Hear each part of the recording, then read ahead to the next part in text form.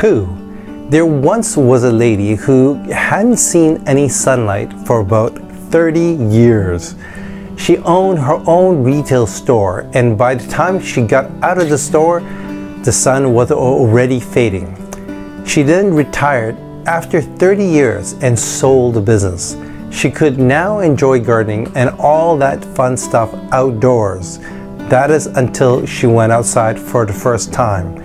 Her cheeks blew up just like a chipmunk stuffs his face with peanuts. We cleared her of the sun sensitivity, and it's been 7 years now and she has not shown a single reaction. What? To most people, they do not have this problem, but some have had this sensitivity in a big way. How?